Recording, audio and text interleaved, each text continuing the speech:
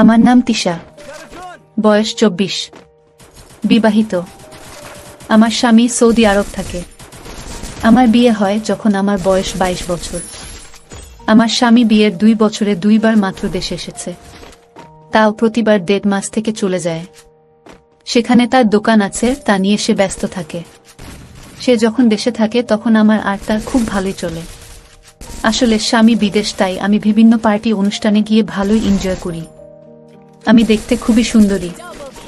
বিয়ের আগে যে কোনো ছেলে আমাকে দেখলেই তাদের মাথা গরম হয়ে যেত আর আমার পিছু নিত। আমি বিনোদনে খুবই এক্সপার্ট। যখন আমার বয়স 14 তখন থেকে আমি আমার বাসার প্রাইভেট শিক্ষকের সাথে এনজয় করতাম। তাছাড়া 16 বছর বয়সে আমি যখন কলেজে ভর্তি হই তখন আমার পাশের বাসার এক বড় ভাইয়ের সাথে রিলেশন ছিল। মাঝে মধ্যে তার সাথেও আমি রোমান্টিক মুহূর্তে চলে যেতাম।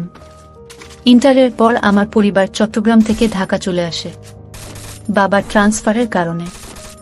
ঢাকায় আসার প্রায় 2 বছর পর যেখানে বাসা ভাড়া নিই সেখানের বাড়িওয়ালার ছেলের সাথে আমার রিলেশন হয়। তখন আমি তার সাথে বিভিন্ন জায়গায় ঘুরে বেড়াতাম আর আনন্দ করতাম। ভালোবাসার টানে সে আমাকে অনেক সময় রোমান্টিক হতে চাইতো, বাট আমি তাকে সুযোগ দিতাম না।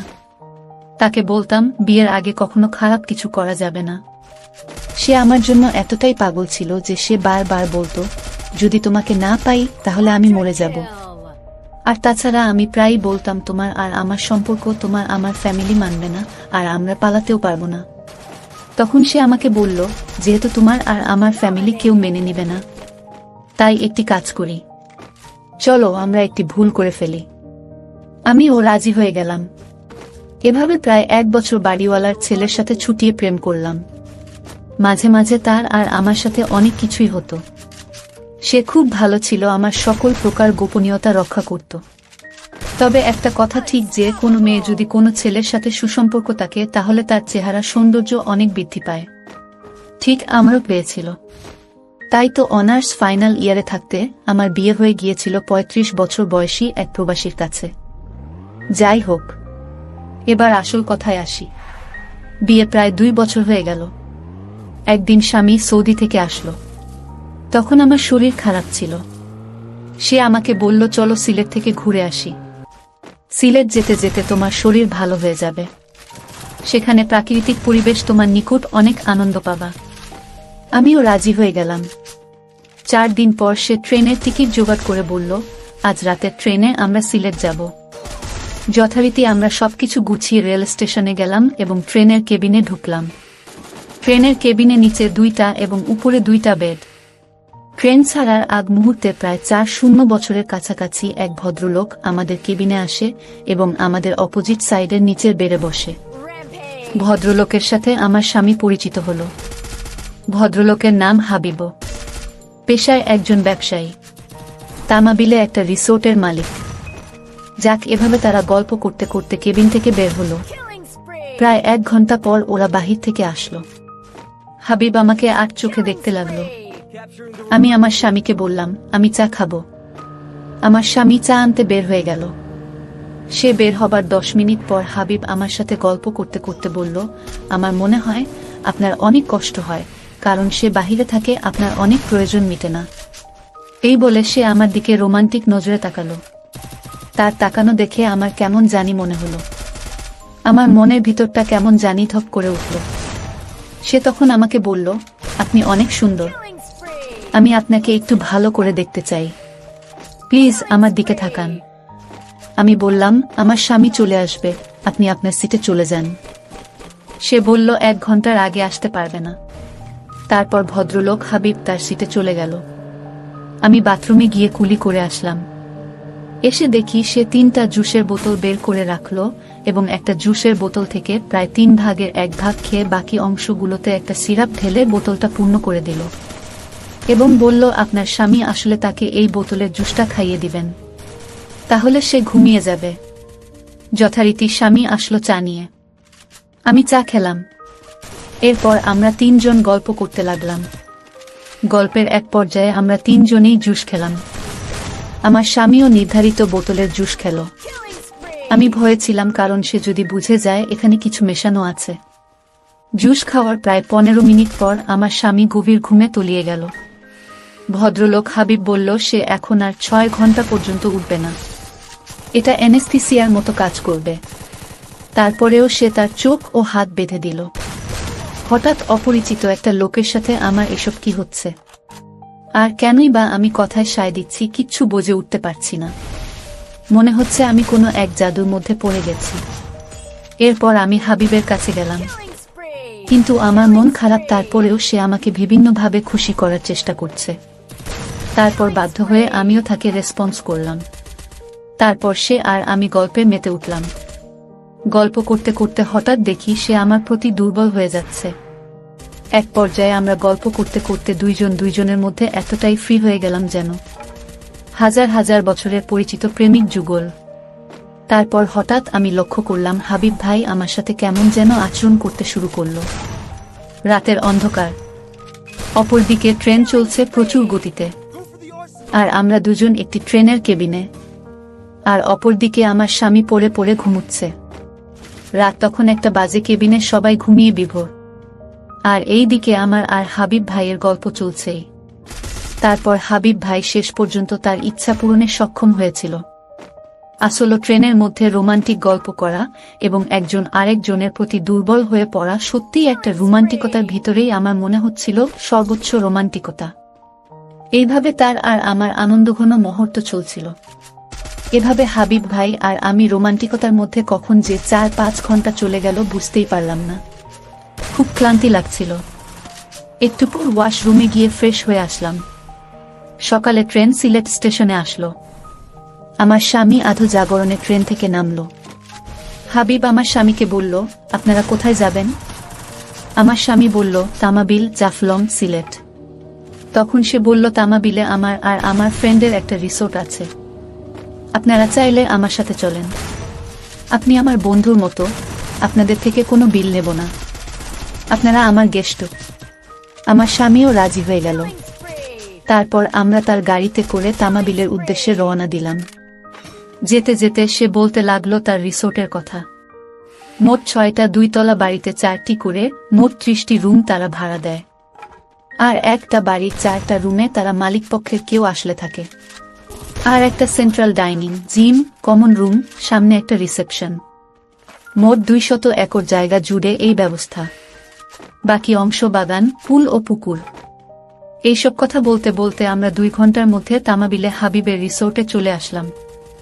আসার পর আমরা হাবিবের মালিকপক্ষের বিল্ডিংয়ের একটা রুমে উঠলাম।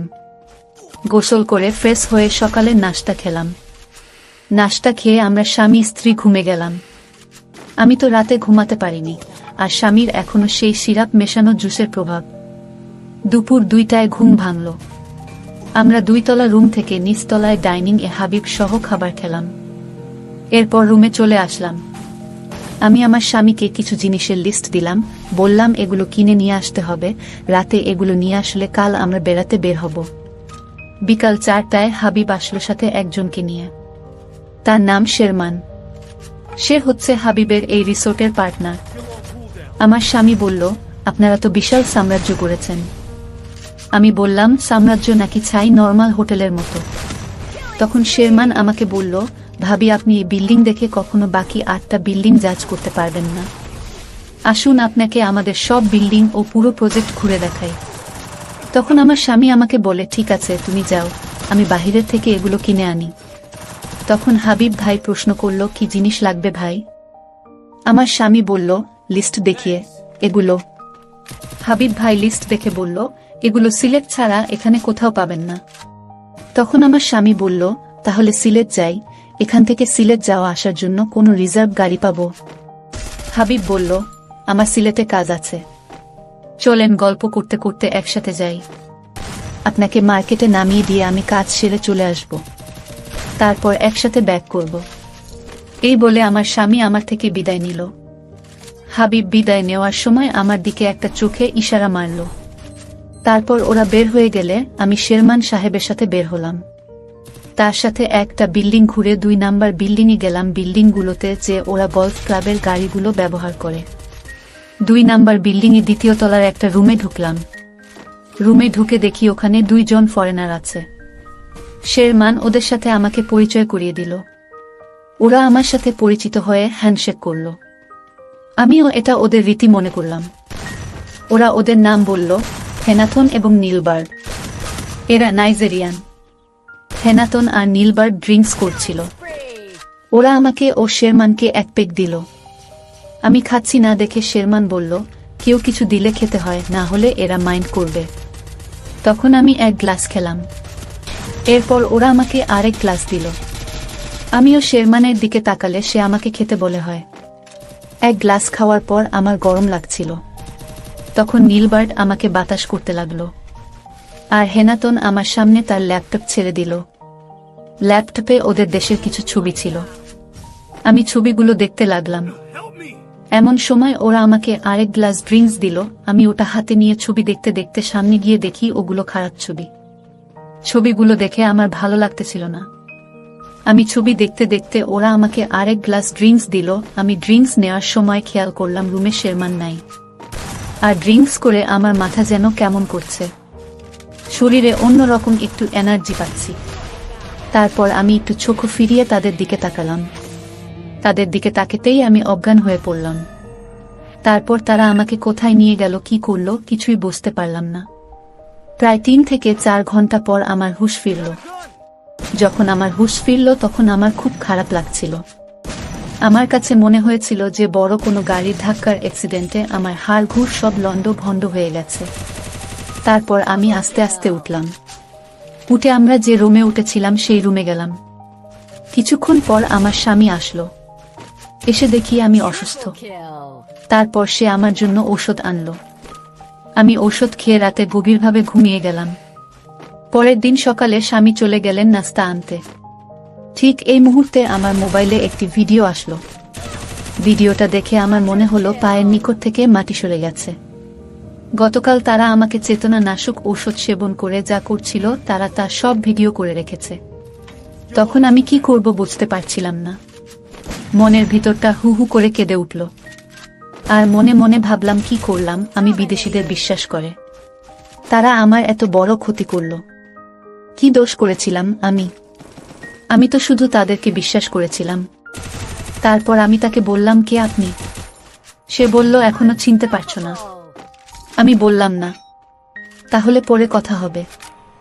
এই বলে সে ফোন রেখে দিল। কিছুক্ষণ পর আমার স্বামী নাস্তা নিয়ে আসলো বাহির থেকে। আমরা দুজন মিলে নাস্তা করলাম। তারপর আমি আর আমার স্বামী জাফলং গেলাম। সেখানে সারাদিন ঘোরাঘুরি করে আমরা খুবই ক্লান্ত হয়ে পড়লাম। রাতে খাওয়া দাওয়া করে মাত্র শুইতে যাব। ঠিক এই মুহূর্তে আমার মোবাইলে একটা মেসেজ আসলো। মেসেজে লেখা ছিল, টেবিলের পাশে একটি ঔষধ রাখা আছে। এইটা আপনার স্বামীকে চায়ের সাথে মিশিয়ে খাওয়ান। তাহলে আপনার স্বামী 6 ঘন্টার জন্য হুঁশ হারিয়ে ফেলবেন। তারপর আপনি আমাদের এখানে চলে আসেন। আর যদি না আসেন তাহলে আপনার এই ভিডিও আপনার স্বামীর নিকট পাঠিয়ে দিব। আমার ইজ্জত বাঁচাতে আমি তাদের কথা মতো কাজ করলাম। সেখানে গিয়ে দেখি আজকেও বিদেশি লোক আমার জন্য অপেক্ষা করছে। তাদের দেখেই আমি ভয় পাচ্ছিলাম, কিন্তু কি করব? আমি যে তাদের ফাঁদে ধরা খেয়ে গেলাম। এখন তাদের কথা মতো না চললে তারা আমার সব ফাঁস করে দিবে। অবশেষে তারা তাদের উদ্দেশ্য পূরণ করলই। কিন্তু তারা আজকের ঘটনাটিও যে কিভাবে রেকর্ড করে রেখেছে তা আমি কিছুতেই বুঝতে পারলাম না। এইভাবে 1 সপ্তাহ পর আমরা আমাদের বাড়িতে চলে আসলাম। গ্রামের বাড়িতে আসার 2 দিন পর আমার মোবাইলে ইমুতে আরেকটি ভিডিও ক্লিপস আসলো। তার কিছুক্ষণ পর আরেকটি মেসেজ আসলো। সেখানে লেখা ছিল, আমরা সব জানি আর 15 দিন পর আপনার স্বামী বিদেশ চলে যাবে। তখন আপনি হবেন আমাদের সম্মানিত অতিথি। আপনার স্বামী চলে গেলে আপনি স্থায়ীভাবে আমাদের রিসোর্টে চাকরি করতে হবে। এতে আপনি মোটা অঙ্কের বেতন পাবেন। আর আমাদের বিদেশি ক্লায়েন্টরা আপনাকে অনেক পছন্দ করেছে। আশা করি আপনি আমাদের কথার মর্যাদা রাখবেন। আর না রাখলে আমরা বিকল্প ব্যবস্থা নিতে বাধ্য হবে। আর আমরা চাই না আপনার কোনো ক্ষতি হোক। আর আমরা এও চাই না আমাদের ব্যবসার ক্ষতি হোক। সুতরাং আমরা আশা করি আপনি আমাদের এখানে চাকরিটা অবশ্যই করবেন। ধন্যবাদ। তাদের কথাগুলো শুনে আমার মনে হলো মাথায় যেন আকাশটা ভেঙে পড়েছে। কি করব বুঝতে পারছি না। খুব টেনশনের মধ্যে কাটছিল আমার সময়। তারপর 15 দিন পর আমার স্বামী বিদেশ চলে গেল। তারা আমাকে বারবার হুমকি দিতে লাগলো। বুঝতে পারছি এখন আমার সব ফাঁস হয়ে যাবে। এই ভয়ে আমি তাদের কথা মতো তাদের এখানে চলে গেলাম। তারা আমাকে সম্মানের সাথে গ্রহণ করল। তারপর তারা আমার দ্বারা তাদের ব্যবসা নিয়ন্ত্রণ করে, আর এই জন্য তারা আমাকে প্রতি মাসে মোটা অঙ্কের টাকাও দেয়। আমি আমার স্বামীর অন্তরালে যে সব কাজ করে বেড়াই, সত্যিই আমি তার জন্য অনুতপ্ত, কিন্তু এ রাস্তা থেকে বের হয়ে আসার কোনো উপায় নেই। বুঝতেই পারছি না আমার জীবনটা কিভাবে ধ্বংস হয়ে গেল। আর এই জন্য সবচেয়ে বেশি দায়ী হলো আমার আবেগ। আমার আবেগেই আমার ধ্বংসের মূল কারণ। আজকে যদি আমি পরপুরুষের সাথে এইভাবে বেহায়ার মতো গল্প করতে না আগ্রহী হতাম, তাহলে আজকে আমার জীবনে এই করুণ পরিস্থিতি হতো না। পরিশেষে আমার বোনদের নিকট আমার বিশেষ অনুরোধ, তোমরা স্বামী ছাড়া আর অন্য কারো নিকট এমন আবেগী হই না, তাহলে হয়তোবা আমার মতো পরিস্থিতি শিকার হতে হবে। সবকিছু শেষে এটাই আমি স্পষ্ট বুঝতে পারলাম যে একজন মেয়ে বা মহিলার নিকট সবচেয়ে নিরাপত্তার স্থান হলো তার স্বামীর আশ্রয়। এই আশ্রয় ছাড়া